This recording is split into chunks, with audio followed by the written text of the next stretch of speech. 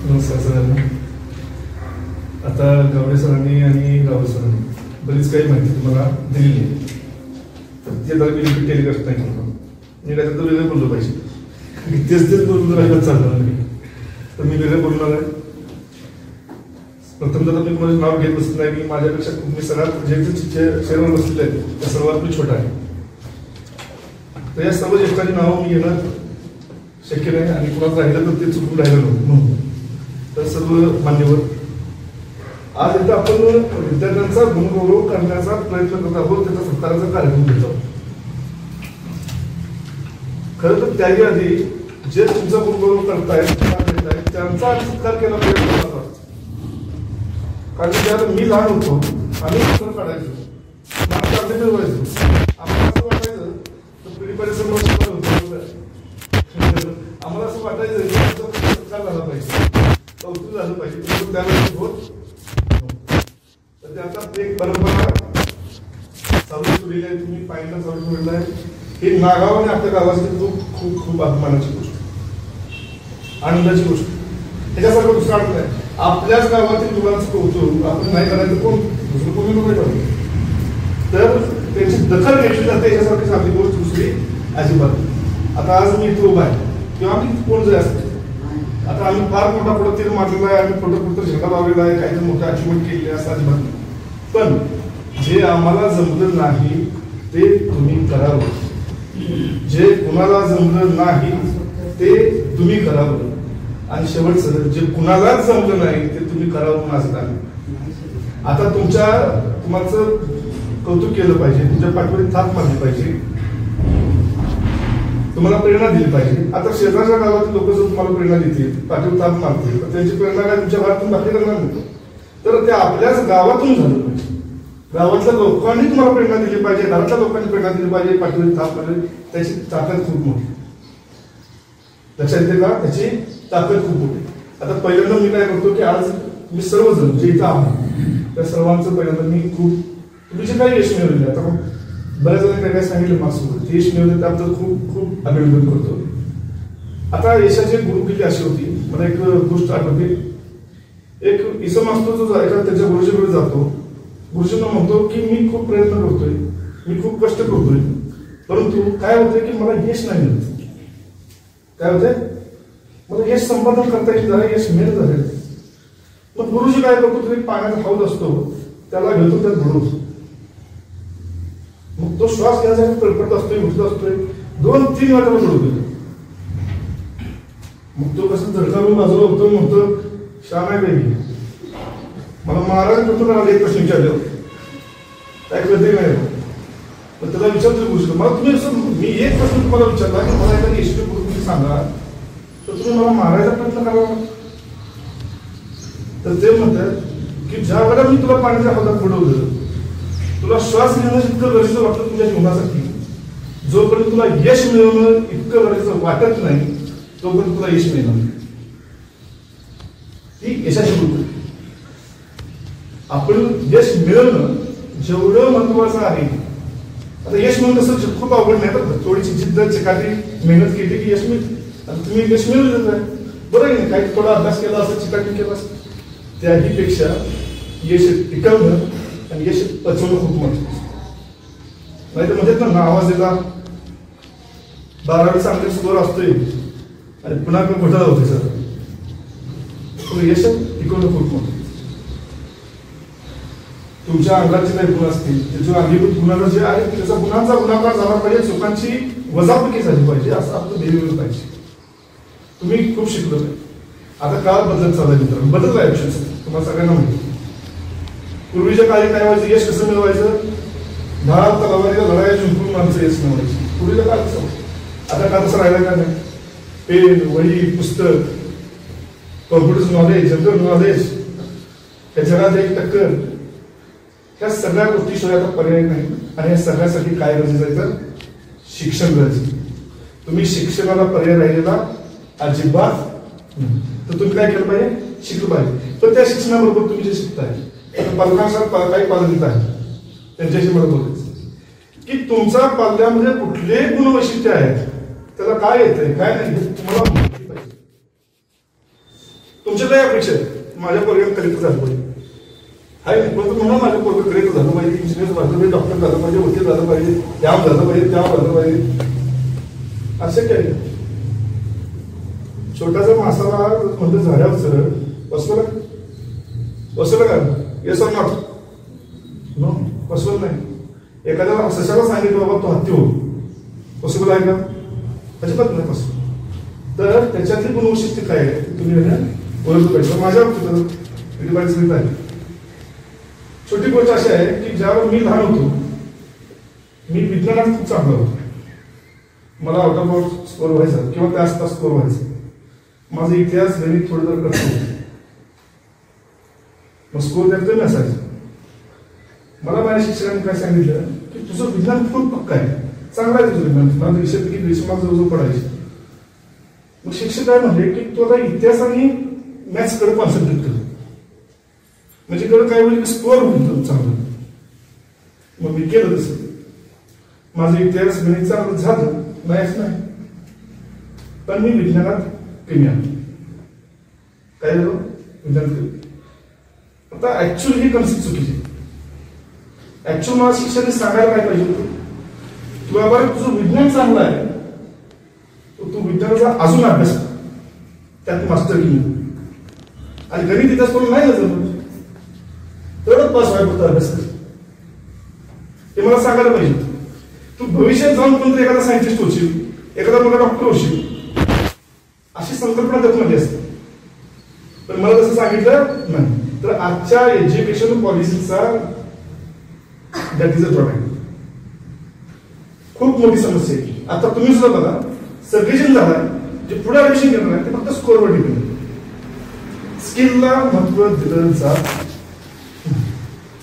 Score किती आहे score किती आता पॉईंट 1 मध्ये गेलो पॉईंट 2 मध्ये गेलो पॉईंट 3 मध्ये आणि कशाचा स्कोर तुमची आवड कशात आहे आता मी तुम्ही काय काय सगळं सगळं सांगितलं मग वेगळं बोललो आहे आवड कशात आहे ज्यांना खेळायची आवड आहे त्यांनी खरंच खेळायला पाहिजे ज्यांना पॉलिटिक्सची आवड आहे त्यांनी पॉलिटिक्स मध्ये ज्यांचं जनरल नॉलेज चांगलं आहे त्यांना ऍडमिनिस्ट्रेशन मध्ये जायचं आहे एमपीएससी करा युपीएससी करा तुम्हाला बिझनेस करायचा तुम्ही बिझनेस करा ज्याच्यामध्ये तुमची आवड आहे ना त्याच्यात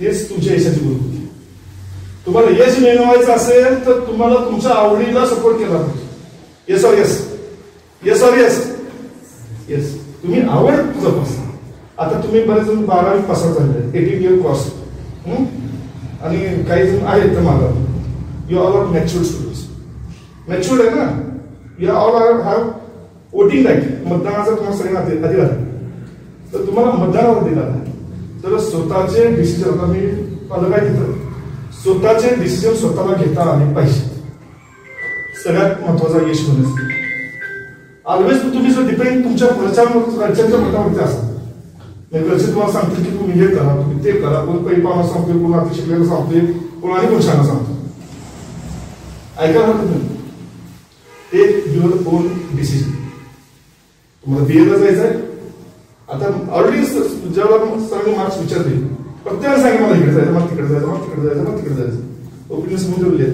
पण त्या कशा घेतली डिसिजन कशा घेतली तुम्हाला कोणी सांगितलं तुला 80% मार्क्स पडले सायन्सला तुला 50% मार्क्स पडले आर्ट्सला अजिबात चालणार नाही तुमच्या डिसिजन तुम्ही घेतल्या पाहिजेत कोण सांगितलंय म्हणून आता कोण नमान सर येऊ देत राहुल सर येऊ देत जगात पण कोणी येऊ देत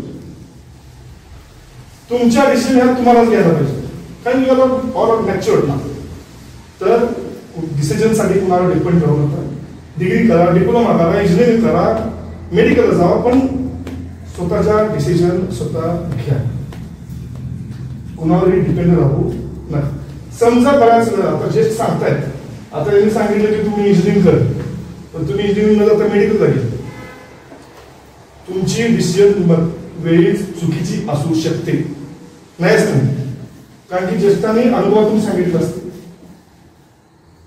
चुकी डिसिजन पण तुम्ही तुमच्या कष्टानं तुमच्या जिद्दीनं तुमच्या तळमळीनं तडपडीनं तुम्ही ती डिसिजन तुमची कशी योग्य होती हे करून दाखवायचं काम तुमचं आहे की तुम्ही म्हटलं पाहिजे की मी जे डिसिजन घेतला ना that is right decision I want to follow only this decision कोण जगातला, कोण ढगातला, कोण गरीब, बरोबर SOS.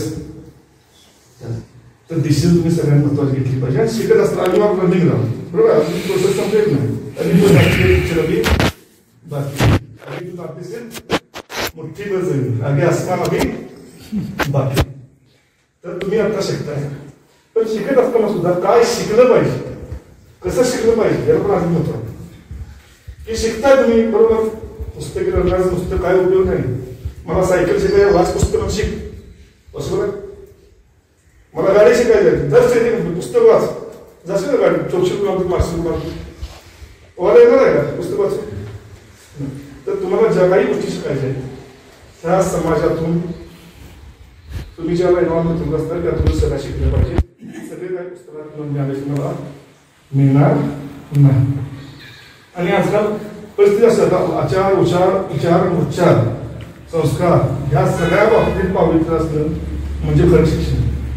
तुम्ही काय शिकता. आता आजकाल परिस्थिती आहे, माणसं माणसाप्रमाणे कमी आणि जनावरांप्रमाणे जास्त व्हायला लागली. रोज न्यूज नवीन बघतोय. आता त्या न्यूज किती तुम्ही सांगत बसत नाही, त्याला वेळ जाईल. तर प्रॉब्लेम असा आहे की माणूस माणसाला वागत नाहीये. तुम्ही सगळ्यांनी पहिल्यांदा माणूस म्हणायला शिकणार. तुम्ही इंजिनियर होणार, डॉक्टर होणार, काय सक्सेस होणार आहे, तुमच्या जिद्द असताना तुम्ही करून दाखवणार आहे. हा भाग आहे, दॅट इज अनदर पार्ट. पण पहिल्यांदा माणूस म्हणून खूप महत्वाचं. Man can fly in the sky as bird, can swim in the water as fish, but cannot walk on earth as man. माणूस माणसाप्रमाणे जमिनीवर शिकू शकत, चालू शकत नाही आहे. तर तुम्ही चालायला शिकलं पाहिजे. आता शिकताय म्हणूनच आता साधा विषय सांगतो तुम्हाला. मी सगळी शिकलाय ना. 2+2 किती? 2+2 किती? 5 का नाही? Bye that is not 5. 2+2 5 का नाही आहे? 2+2 3 का नाही आहे? 4 काय? समजा तुम्ही एखाद्याशी व्यवहार करत असला, मला याला बाळाला काय पैसे द्यायचे आहेत, 2+2 करत असताना मी त्याला 3 रुपये द्यायचे नाहीये, मी त्याला रंगवायचं नाहीये, म्हणून ते 4 आहे. किंवा त्याच्याकडून पैसे मला जादा घ्यायचे नाहीये, 5 रुपये नाही घ्यायचे, 4च घ्यायचे, म्हणून ते 4. तर एज्युकेशन खूप महत्वाचं आहे, प्रोसेस महत्वाची आहे. तुम्ही ज्या प्रोसेसमध्ये आहात आता शिकतायच. म्हणून एक शेवटचं मला पण सगळ्यांची भाषण ऐकायची आहे. कारण मी पहिल्यांदा गावामध्ये येऊन स्पीच द्यावं, मोटिवेशन स्पीच द्यावं, मी खूप स्पीच देतोय. परंतु पहिल्यांदा संधी भेटली मला गावात गरीबामुळं. पण आता एक स्टोरी सांगतो. तर तुम्ही त्या प्रोसेसमध्ये गेलाय सगळेजण. एक शाळा आहे, शाळेत 2 माधव आणि राजू नावाचे 2 विद्यार्थी. माधव खूप ब्रिलियंट आहे, अतिशय हुशार, व्हेरी स्किल. माधव काय खूप ब्रिलियंट आहे. मी एकदा शाळेमध्ये एक प्रोग्राम अरेंज केला असतो की विद्यार्थ्यांनी टीचिंग करायचं. शिक्षक टीचर जेव्हा असते ना, विद्यार्थ्यांनी शिक्षक टीचिंग करायचं. तर त्यावेळेला माधव खूप ब्रिलियंट आहे आणि राजूचं काय होते की 10वा 12वा 15 नंबर काहीतरी येतो. सरासरी विद्यार्थी आहेत. कोण? राजू. माधव काय ब्रिलियंट आहे. मग शिक्षकांनी ज्यावेळेला लेक्चर घ्यायचं आहे त्यावेळेला काय होते की तो माधव जो असतो तो आता मला ऍटिट्यूड वेगळा असतो. त्याचा काय माहिती बेस्ट असं असते. काही वर्गात असते की असे जर पुढे पुढे करणारी असते तुम्ही सर मी करणारी. तर तो माधव सरांना काय म्हणतोय की सर व्हॅल्यू माय लेक्चर, माझं लेक्चर व्हॅल्यू करा. I will become a good teacher or not. मी चांगला शिक्षक होऊ शकतोय का नाही भविष्यात, माझं लेक्चर झाल्यानंतर तुम्ही मला सांगा. मग माझं लेक्चर होतंय, तो सरांकडे जातोय. आता हा बेस्ट स्टुडंट आहे ना वर्गाचा, अतिशय ब्रिलियंट स्टुडंट आहे माधव. राजू हा सरासरी विद्यार्थी. मग सर काय म्हणतात की तुझं लेक्चर ठीक झालं, पण Raju will be great, Raju will be become a good teacher than you. तुझ्यापेक्षा राजू काय असू शकते, चांगला टीचर असतो. मग हा प्रश्न पडतो की मी एवढा ब्रिलियंट आहे, मी एवढा स्कॉलर आहे, मी इतकं स्टँडर्ड आहे, माझं असं आहे तसं आहे या त्या म्हणतोय. मग राजूला तुम्ही जर सर काय चुकी करता, मुद्दाम पास करता, तुम्ही माझं नाव मुद्दाम घेत नाही, तुम्ही राजूला मुद्दाम ट्रीट केला. मग सर काय म्हणतात, जे चेक आपण काय करू, छोटीशी एक्झाम घेऊ, काय करू, छोटीशी एक्झाम ट्राय करू. ओके. मग सर काय सांगतायत, at the outside the school near the gate disable potter. तिथे काय म्हणतात, तिथे एक कुंभार आहे आपल्या शाळेच्या गेटच्या बाहेर. If you will learn something to potter then you will become a good teacher. तू जाऊन जर त्या कुंभाराला काही शिकवू शकलास तर तू गुड बेस्ट टीचर. जाऊन त्याला कामात व्यस्त आहे, अजिबात टाइम मागणी शिकायला.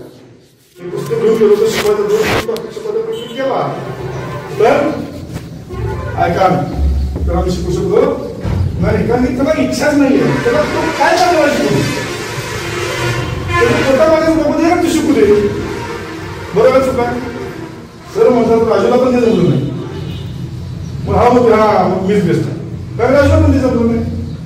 पण ऍट द कमिंग राजू ज्याला माघारी आला होता त्याला मातीचं भांड तयार करायला शिकला होता, तो स्वतः शिकला होता. म्हणजे तुमचं जे लर्निंग आहे म्हणजे तुम्ही नुसतंच जाऊन पुस्तकातील ज्ञान घेऊन उपयोगाचं नाही. Learning is not the process only take from the books.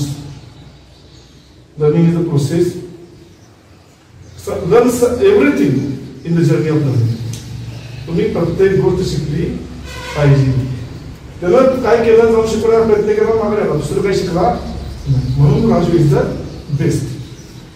आता लर्निंगची प्रोसेस आहे, त्या प्रोसेसमध्ये फक्त आपल्याला how to measure the distance between the earth to moon, म्हणजे आपण पृथ्वीवर चंद्रापासून जायचं एवढंच न शिकता माणूस कसं बनायचं शिकूया. आता जास्त बोलत राहिलो तर पुढची माणसं बोलणार आहे विसरून जाईल. अजून काही बोलत असेल त्यापेक्षा मी थांबतो. धन्यवाद.